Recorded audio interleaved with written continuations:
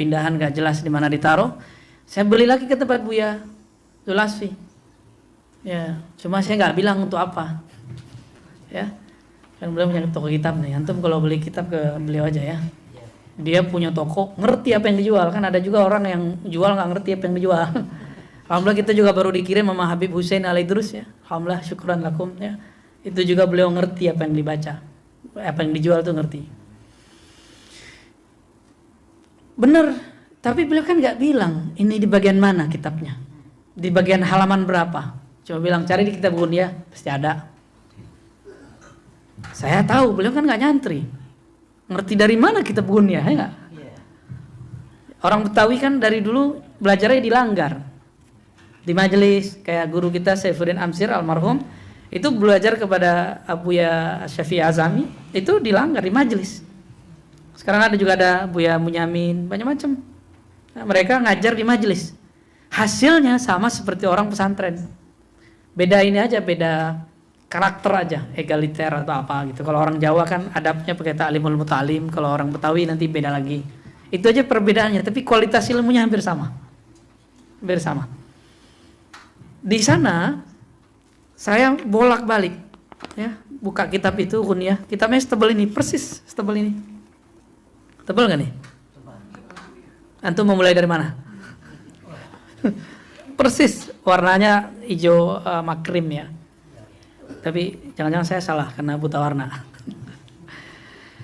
Terus kita bolak-balik lah dari awal, pelan-pelan saya baca. Gak ketemu, syak muncul lah. Hari pertama, kedua, ketiga. Tapi saya gak mau syak. Yang benar kata Imam Malik, kau bilang gak tahu sama dengan separuh ilmu. Berarti mau cari tahu. Kita cari tahu. Setebal itu kitab, ternyata persoalan masalah itu cuma sedikit sekali di belakang. Risalah fit tasawuf, kecil sekali. Paling cuma 20 halaman atau 40 halaman paling banyak. Dari 500 halaman, ini cuma 20 bagian belakang. Kan nyesek banget tuh. Ya, hari ke-7 baru beres. Tapi beresnya kapan? Setelah saya kemudian saya mikir, kayaknya saya membaca kitab ini dengan kesombongan dan dengan penuh syak. Maka kemudian saya bertawassul, kirim Fatihah untuk Sayyidina Nabi SAW. Kemudian Sidi Syekh Abdul Qadir Jilani, Kutub Ar-Rabbani, pengarang kitab ini, dan orang yang nyuruh saya nyari kitab ini. Selesai, kemudian saya buka. Itu bukanya acak. Bukannya udah capek, udah terserah deh. Ternyata ini cocok logi yang beruntung ya. Buka langsung di bab risalah tasawuf. Saya baca lagi di situ. Ini maksudnya juga udah baca tadi. Bolak-balik. Ternyata nggak ketemu juga. Beginilah orang yang membaca dengan ambisi. Mulailah kita istighfar lagi. Istighfar lagi. Ternyata di situ ada kalimat seorang murid ketika dia sudah hilang iradahnya, sudah habis kudrahnya, sudah wusul dia kepada Allah, kira-kira begitu kalau diringkas. Maka bergantilah makomnya menjadi murad. Aneh nanya mantum. Antum sholat itu antum yang sanggup sholat atau digerakkan Allah sholat? Kalau kita merasa kita yang sholat itu murid. Tapi kalau kita merasa digerakkan Allah itu sudah murad. Gampang toh? Secepat itu loh. Mengganti murid menjadi murad. Namun secara zauknya mungkin belum dapat. Secara akliyahnya sudah dapat. Secara akal sudah faham. Mana dalilnya? Kalau kita digerakkan Allah. Ini bukan jabariyah ya. Ini bab rasa. Bukan keyakinan.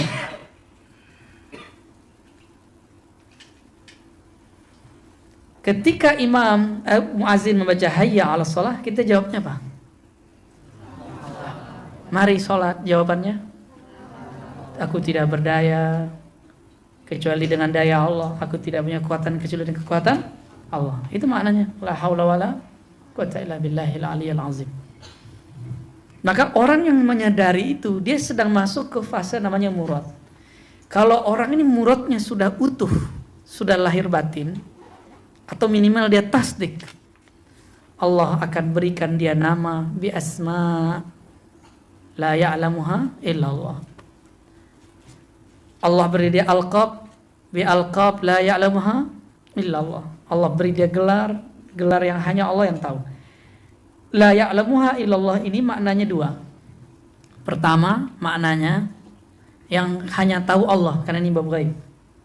Tapi seperti antum tahu di dalam Quran ketika disebutkan la ya'lamul ghaiba illallah, tidak mengetahui yang gaib kecuali Allah, Imam Suyuti dalam syarah Sunan Nasa'i menukil hadis tentang itu juga lalu memberikan ta'liq. Tidak, la ya'lamul ghaiba illallah, betul tidak mengetahui yang gaib kecuali Allah, kecuali hamba-hamba yang diberitahu Allah, maka dia akan tahu yang gaib. Maka Nabi bisa cerita masa depan. Benar nggak? Jadi maksud la ya'lamul ghaiba illallah itu jika Nabi tahu, nabinya diberitahu, bukan tahu sendiri. Itu yang disebut laduni. Disebut apa? Antum belajar 3 dapat pahamnya 5, itu namanya futuhi. Futuh. Itu dua hal yang berbeda. Ya. Kalau laduni itu langsung mutlak hadiah dari Allah Subhanahu wa taala. Cuma 2 baris doang.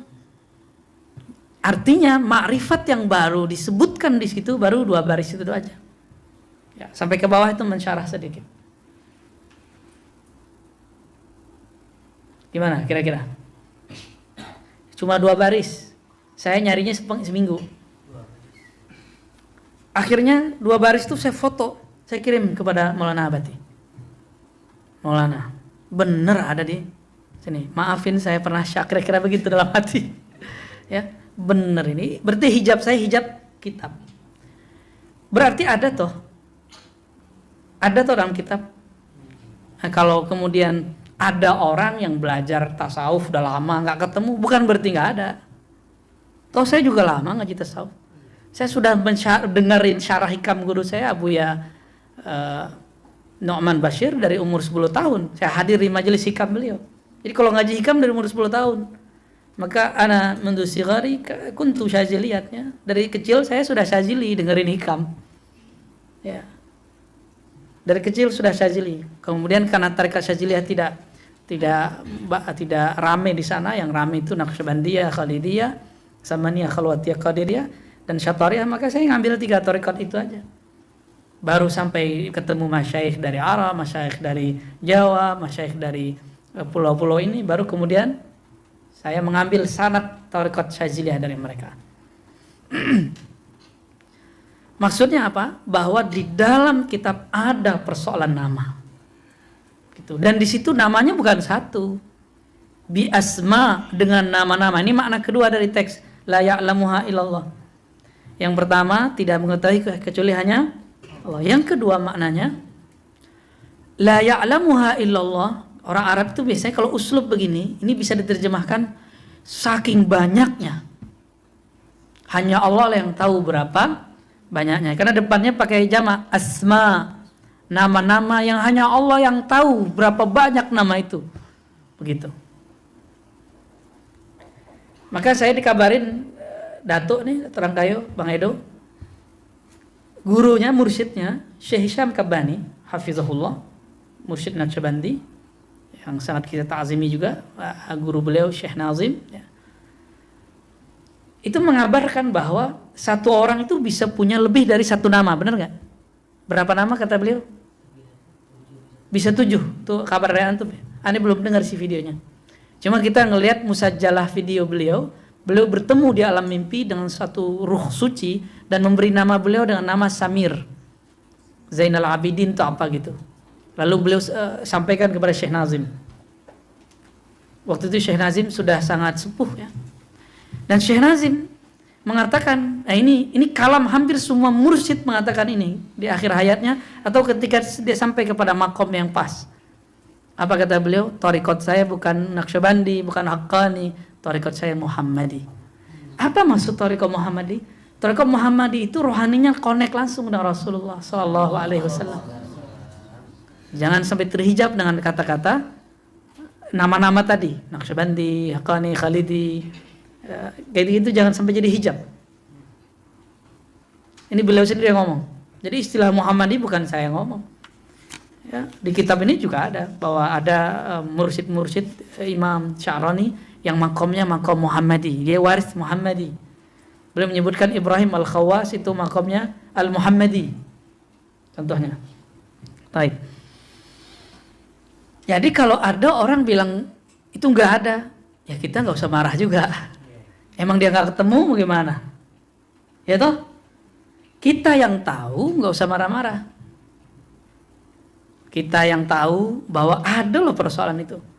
Terus saya membaca Rasail Ibn Sab'in dan beliau berkalam kepada waladnya dan menyebutkan Allah samaka ya waladi. Allah menamakan wahai waladku, wahai anakku dengan nama ini. Jadi namanya itu nama-nama yang disebut ismul walaya atau ismul ubudiyah. Nama abad. Abad, saya lupa itu Abdul Haq atau apa. Ya, nanti kita cek lagi video yang lama itu ada ya. Abdul Haq. Jangan kau lupa dengan nama itu, kira-kira gitu yang saya ingat. Ya, Ibn Sab'in.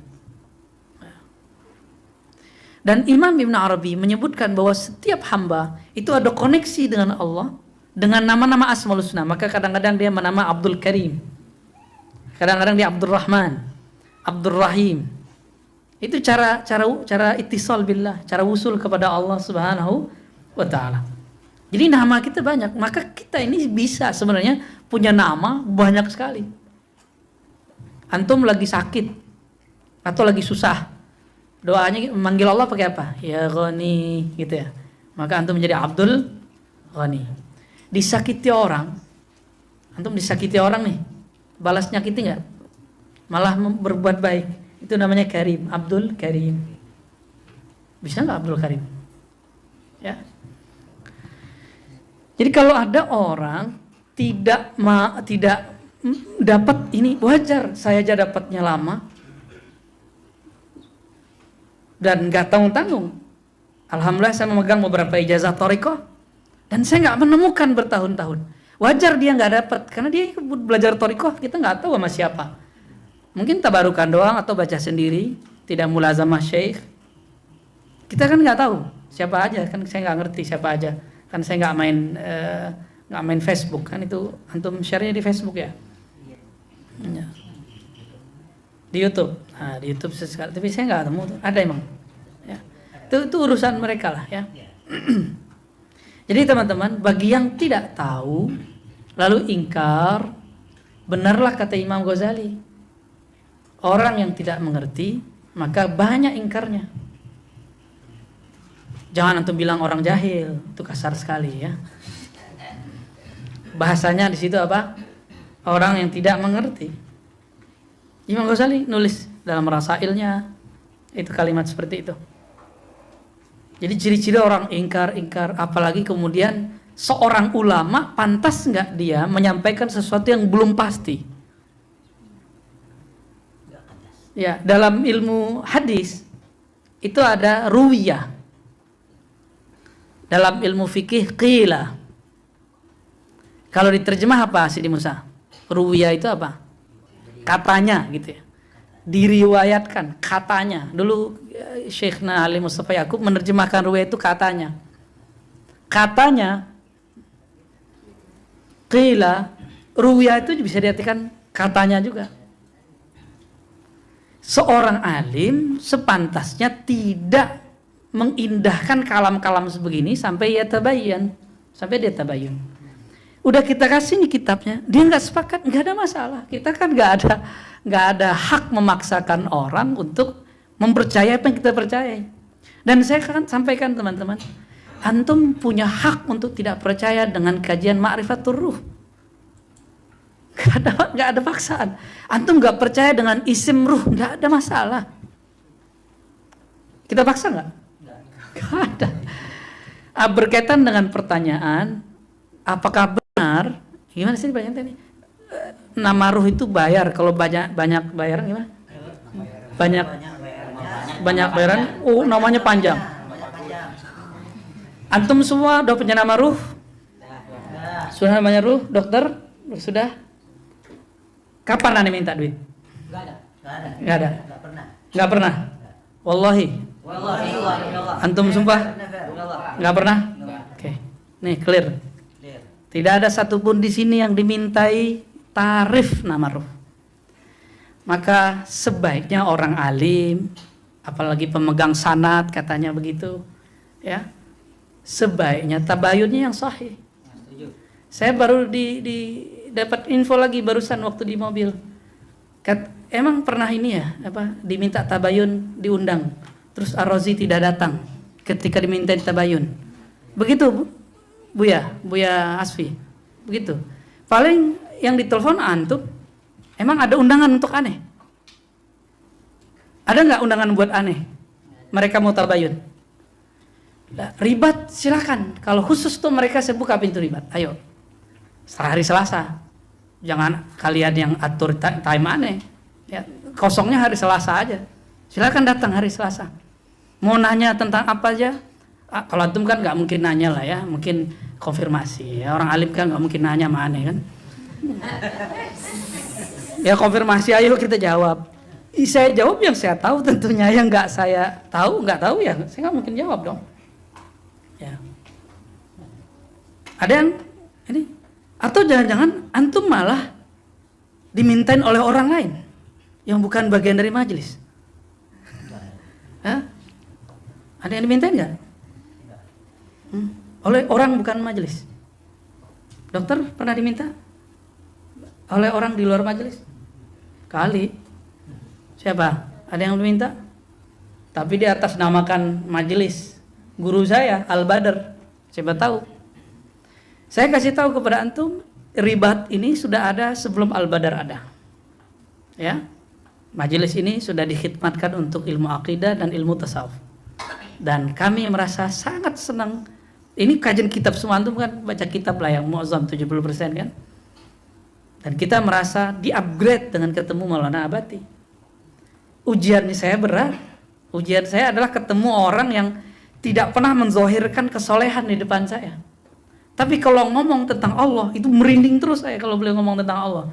Ini bukan orang biasa ini. Ya. Akhirnya saya tanyalah. Dulu panggilnya Syekh.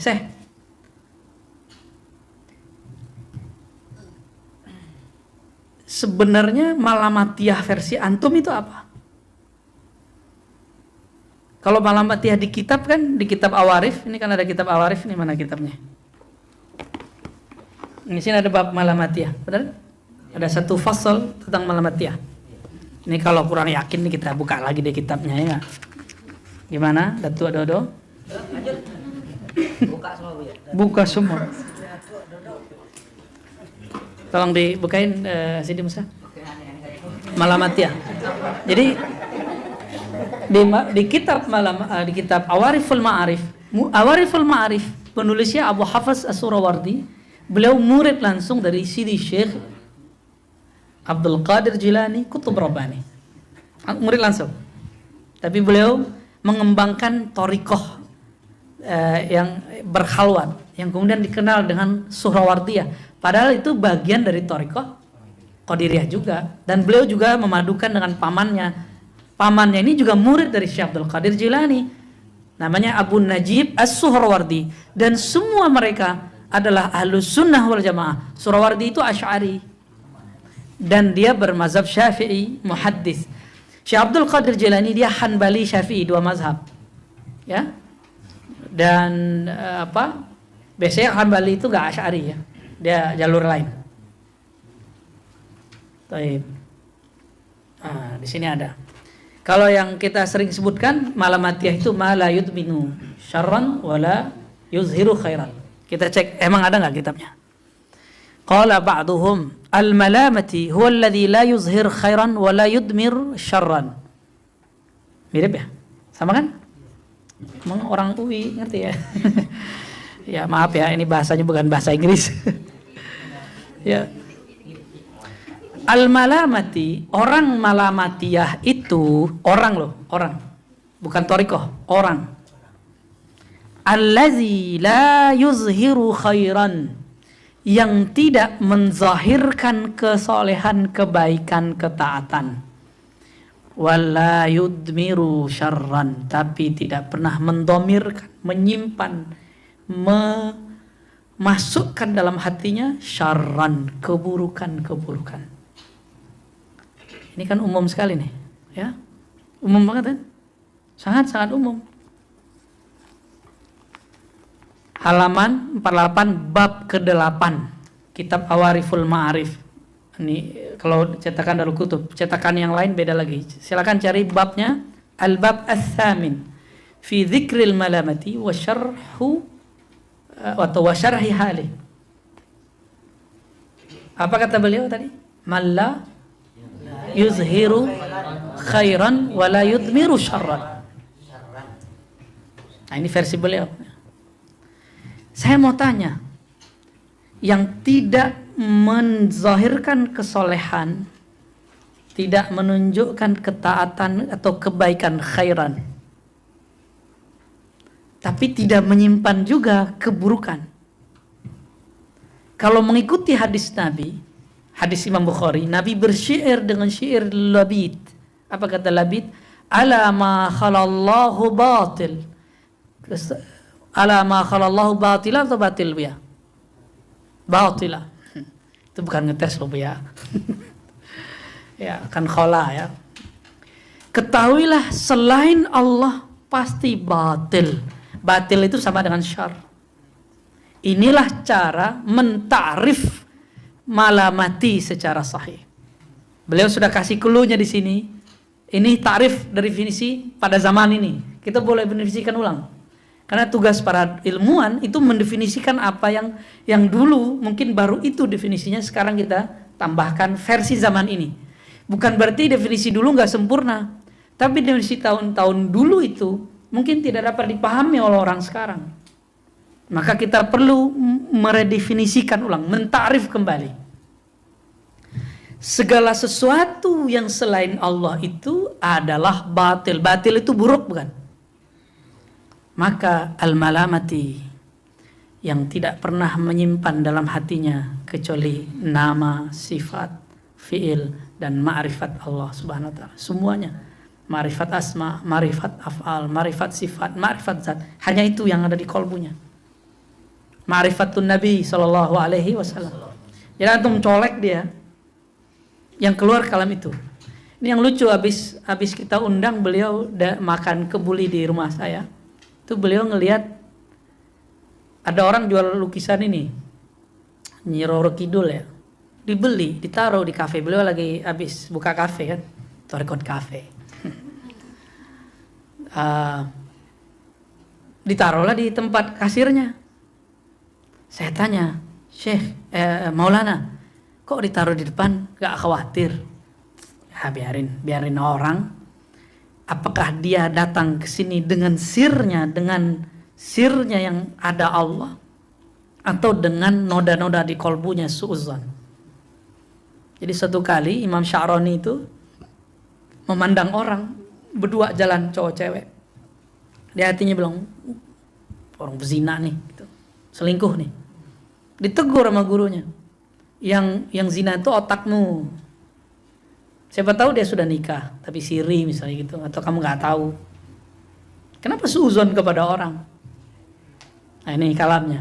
Jadi kita ini karena noda dalam kacamata kita nih jorok, kita memandang dengan kacamata jorok itu. Antum ngeliat PNS kebayang korupsi aja kan, padahal belum tentu semua PNS korupsi kan. Banyak juga yang soleh-soleh kok ya. Antum ngeliat polisi kayaknya kebayang jahat terus. Ternyata ketemu waktu lagi khuruj, itu polisi khuruj cuma tabligh. Soleh-soleh itu pagi-pagi udah zikir subhanallah subhanallah. Ya, sore-sore dia jaulah. Tahu jaulah enggak? Ya, enggak tahu ya, ente khuruj dulu deh. Khuruj coba tabligh dulu dah. Dan saya kaget dengan itu, berubahlah pandangan kita. Sedikit demi sedikit. Karena lagi-lagi katanya kila dan kola, kila dan rawiyah ini memang bermasalah ya. Ya. Jadi teman-teman yang melakukan Allah, saya menghormati orang-orang yang barangkali antum laporkan namanya itu mengkritisi. Saya tetap hormat mereka, takzim ke mereka, karena dulu kita pernah berjuang bersama-sama di tempat yang berbeda, untuk memperjuangkan Ahlus Sunnah wal Jamaah. Jadi saya tidak ada dendam, tidak sakit hati, karena saya tahu saya mengalami hal yang mereka alami sekarang. Bedanya saya tidak main sosial media dan tidak kemudian meragukan itu sebelum saya cari, dan tidak share sebelum saya pastikan benar-benar. Ya, itu aja bedanya. Ya. Jadi teman-teman tolong jangan ada yang terpancing. Ya. Kalau antum terpancing, bedanya apa antum dengan mereka yang komentar sebelum pasti. Jangan emosi sama sekali. Walaupun sakit rasanya ya. Sakitnya tuh di sini. Ini yang kemudian menampar saya ketika ada yang menyakiti kita. Kata Imam Sya'rani di halaman 473, wa mimma an'ama Allah tabaraka wa ta'ala bihi alai, di antara nikmat Allah kepadaku ada musyakwi min mayyuzini ila Allah, aku tidak pernah mengadukan orang yang menyakitiku kepada Allah. Ya. Jangan-jangan saya belum sampai di makam itu, ya. Jangan-jangan saya masih ngadu, tapi sampai sekarang sih belum ngadu, masih di nafas saja. Lagi nafas kepikiran ya, wajar. Ya. Tapi belum sampai turun doa baca hizib Nasr belum. Apalagi hizib Sakron belum saya. Ijazah itu kita punya semua. Tergoda sih mau baca. Wah hizib Nasr. Kan gawat hizib Nasr. Gawat hizib Nasr. Masih dimain zikir nafas yang masih main. Tapi kekasih-kekasih Allah itu, mereka kalau sudah himmah, itu bisa terjadi meskipun belum berkalam. Ya. Tapi itu waktunya kapan, wallahu a'lam. Au ila nafsi, atau dia mengeluhkan ke dirinya sendiri. Dan belum disebutkan di sini. Au ila ikhwani. Saya tambahkan, au ila ikhwani. Aneh pernah ngeluhin ke antum enggak? Ini yang hampir tiap hari sama aneh. Aneh pernah ngeluhin gak? Sidi Musa yang ngurusin ribat, aneh pernah ngeluhin bab ini gak? Bahwa ini saya sakit hati nih sama orang ini. Saya omongin gak? Gak ada. Saya lagi belajar dengan ilmunya Imam Sya'rani. Semoga saya bisa ngikutin jalan beliau walaupun tidak sempurna. Ya. Wa arna fa inna waliyana kulluna waliyana kullana, ya. Semua urusan kita yang ngurus huwallah, hanyalah Allah. Wa innama arda bidzalika al-adza fa illam yaqa' lir-ridha sabartu. Nah, ini beda ridha sama sabar. Aku berusaha, kata beliau, innama arda bidzalika al-adza, aku akan tetap ridha meskipun nama saya dicatut-catut, disebut-sebut, ya. Ya, bahkan mungkin dulu orang yang pernah gabung dengan kita mungkin pernah kita bimbing zikirnya dan segala macam lah, ya. Buya Asfi itu yang paling banyak bantu dia tuh, ya. Mungkin juga nanti dicatut tuh nama Buya Asfi. Siap-siap Buya, ya. Apa kata Imam Sya'rani? Arda bidzalikal adza. Saya mesti rela dengan semua sikap-sikap menyakitkan itu. Di zaman Imam Sya'rani belum ada sosial media. Berarti sekarang lebih dahsyat gak? Kesempatan kita ngikutin beliau lebih besar. Ya. Fa illam yaqa' lir-ridha sabartu. Kalau aku nggak bisa ridho, aku sabar. Saya kalau belum bisa ridho mungkin sabar aja dulu, ya. Lakin la yakhfa anna ridha dzalika innama huwa min haitsu taqdir ilahi. Saya mau tanya mantum, ini takdir nggak? Takdir nggak? Takdir nggak kita buka ilmu tentang ma'rifatur ruh, lalu antum minta nama ruh, dan sebanyak itu udah berapa nama yang minta lewat Sidi Musa? Ada nggak satu pun yang antum mintain Sidi Musa? Satu tarif aja, 100 perak aja ada nggak? Nggak ada. Lalu kita dituduh. Antum senyum aja, ya. Da'hum fi khawdihim yal'abun, ya. Fi tughyanihim ya'mahun. Tughyan itu tughyan. Menurut saya itu tughyan. Apa arti tughyan? Apa terjemahan tughyan? Sikap, bukan sikap yang berlebihan. tughyan. Beda dengan dolal. Tagha kan, tagha. Tughyan. Sikap berlebihan mereka. Ya'mahun. Karena pasti ada aib yang disembunyikan. Mereka lemparkan itu, pasti ada sesuatu yang disembunyikan. Ini berarti ada seseorang yang sedang mengembosi itu, yang dia menyembunyikan aib yang mungkin lebih besar daripada itu. Gelisah tiap hari pastinya. Maka antum, ini aneh kasih tahu, namam, orang-orang yang menyebarkan fitnah, setiap hari dia akan gelisah. Setiap hari akan dia gelisah. Jadi cukuplah itu siksaan Allah untuk mereka. Kita nggak usah minta lagi mereka disiksa. Kasihan antum. Punya Rahman Rahim nggak di kolbunya. Ya. Jadi kita santai-santai aja ya. Nanti akan ada yang nyidang saya. Yang berhak nyidang saya itu mahkamah, pengadilan. Ustadz nggak ada hak nyidang saya. Bawa-bawa nama Jatman. Lah kemarin saya habis ketua Jatman Magelang malah. Habib Fatah ya. Temenan kita biasa aja. Itu personal tapi bawa-bawa lembaga. Ya, dan saya tidak ada masalah dengan Jatman. Ya, saya tidak ada masalah dengan Habaib, Habib Lutfi misalnya, mursyid-mursyid. Nggak ada masalah. Karena saya juga orang Thariqah. Ya, jadi nggak ada masalah dengan mereka. Ya. Jadi teman-teman, sebagaimana kita meyakini apa saja yang baik, ada orang memuji, ada orang senang, itu takdir dari Allah. Maka ini juga takdir dari Allah. Saya sering menyebutkan takdir baik buruk itu persepsi hamba. Tapi kalau dari Allah pasti semuanya baik. Ini dari Allah bukan?